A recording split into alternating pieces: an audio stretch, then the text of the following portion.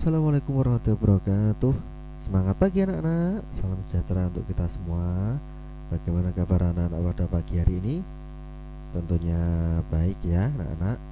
Semoga anak-anak dan keluarga, ayah bunda, kakak adik diberikan kesehatan selalu ya anak-anak. Amin ya rabbal alamin. Nah, pada kesempatan kali ini kita akan belajar ciri-ciri puisi. Nah, kemarin anak-anak sudah belajar mengenal puisi ya anak-anak. Sekarang kita akan mengenal lebih lanjut tentang puisi.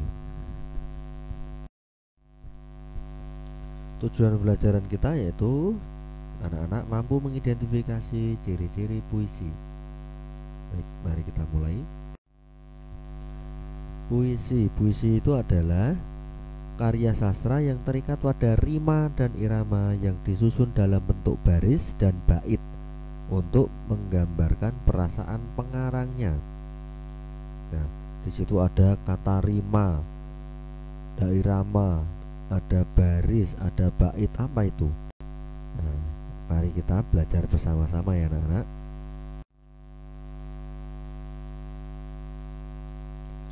Nah, puisi terdiri atas bagian-bagian.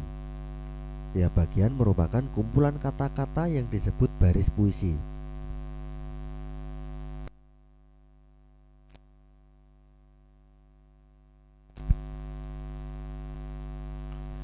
Beberapa baris puisi terkumpul menjadi bagian-bagian yang disebut bait puisi. Jadi, kumpulan kata itu disebut baris puisi. Nah, kumpulan baris puisi itu dinamakan bait puisi. Ya, pergi ke sekolah jangan malas. Itu kumpulan kata-kata itu digabungkan menjadi baris puisi. Nah, di sini ada 4 baris digabungkan jadi satu bait puisi. Nah, satu bait puisi ini biasanya terdiri atas 4 baris. Jadi kalau ada soal, ada pertanyaan, satu bait puisi terdiri dari, biasanya jawabannya 4 baris.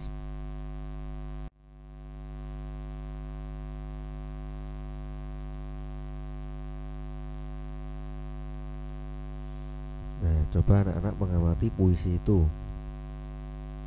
Nah, kemudian coba dikerjakan, itu ada 5 soal.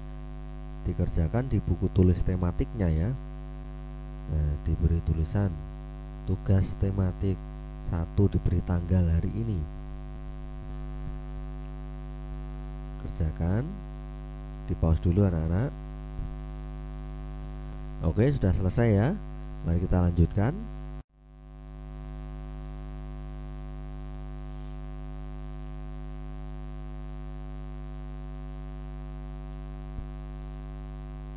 Mengenal rima puisi. Nah, di situ ada 3 bait puisi. Masing-masing terdiri dari berapa anak-anak? Betul, ada 4. Nah, 4 baris. Ada 3 bait puisi. Bait pertama, kemudian bait kedua, dan bait ketiga. Masing-masing bait terdiri dari 4 baris. Nah, kita akan belajar rima. Itu apa tuh anak-anak? Bunyi vokal akhir A. Apa itu? Nah, ini yang disebut rima. Nah, rima bisa kita cari dengan melihat bunyi vokal akhir pada tiap baris.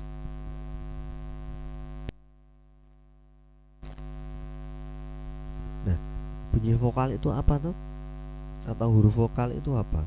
Nah, huruf vokal itu ada 5 ya anak-anak, yaitu dicatat A, I, U, E, O.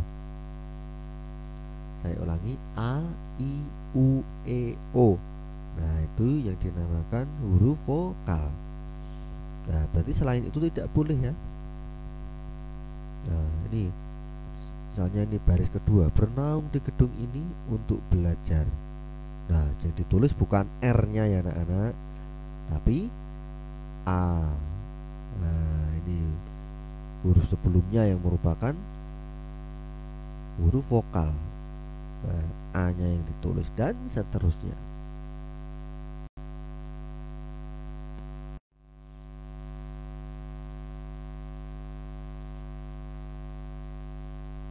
Nah, rima itu sendiri adalah pengulangan bunyi pada suatu rangkaian puisi. Rima merupakan salah satu unsur penting dalam puisi. Melalui rima inilah suatu puisi menjadi lebih indah. Rima tidak selalu berada di akhir baris dalam satu bait. Nah, artinya gimana itu kok tidak selalu pada akhir? Nah, contohnya tadi ketika ada huruf R, nah belajar yang dipakai tidak R tapi A-nya. Misalnya jatuh, nah berarti bukan H tapi yang dipakai adalah U. Jelas ya anak-anak? Nah, rima akhir pada bait puisi di atas itu contoh pertama itu adalah U atau biasanya ditulis dengan A. Nah, kemudian contoh yang kedua ini U. Nah, tapi biasanya ditulis dengan dikenalnya dengan AB. Nah, ada juga dengan AABB. Nah, jadi B ini bukan huruf belakangnya nah, tapi untuk penyebutannya saja. Ada AAA, ada ABAB, ada AABB, ada AAAB, nah, dan seterusnya. Tapi yang biasa digunakan adalah AAAA, ABAB atau AABB. Itu yang biasa digunakan. Jadi rima digunakan agar lebih indah. Kalau belakangnya U semua itu kan mesti lebih indah, lebih rapi. Contohnya seperti itu ya anak-anak. Kita lanjutkan.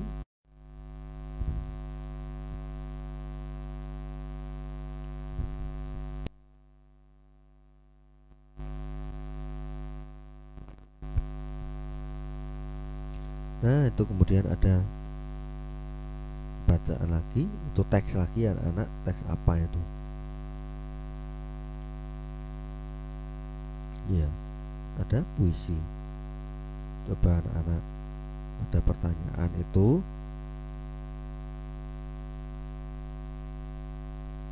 yaitu apakah yang kalian bayangkan ketika membaca puisi di atas? Yang kalian bayangkan apa itu? Ditulis. 2. Menurut kalian apakah isi puisi di atas? Isinya menceritakan tentang apa? Coba kalian tuliskan. Yang nomor 3, jumlah bait. Jadi sudah belajar ya anak-anak, harus bisa. Yang 4, jumlah baris tiap baitnya. Yang kelima, kemudian rimanya ditulis. Nah, kerjakan di buku. Tulis tematik lagi anak-anak. Beri tulisan tugas tematik 2.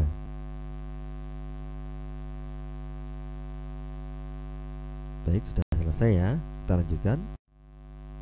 Nah, selanjutnya ada tugas untuk anak-anak, yaitu membuat sebuah puisi dengan ketentuan sebagai berikut. Ya, membuat satu puisi anak-anak tentunya membuat, tidak mencari anak-anak. Temanya kesehatan, terdiri dari 4 bait. Kemudian tuliskan rima pada akhir baris seperti contoh tadi anak-anak. Nah, contohnya itu sekolah tempat mencari ilmu. Nah, berarti itu belakangnya U. Nah, ditulis gitu ya anak-anak. Nah, perlu diperhatikan ini untuk ayah bunda ya, diperhatikan untuk mengawasi putra putrinya bahwa tugasnya membuat puisi ya, bukan mencari puisi, tapi membuat. Nah, jadi anak-anak silahkan berkreasi, dibuat sebisanya ya, tidak ada yang salah. Nah, apabila ada yang kurang tepat pasti nanti akan dibetulkan, akan dinilai nanti. Apabila salah nanti akan diperbaiki pasti. Jadi jangan takut salah, tidak boleh mencari di internet, mencari di buku, tidak boleh ya. Tugasnya membuat.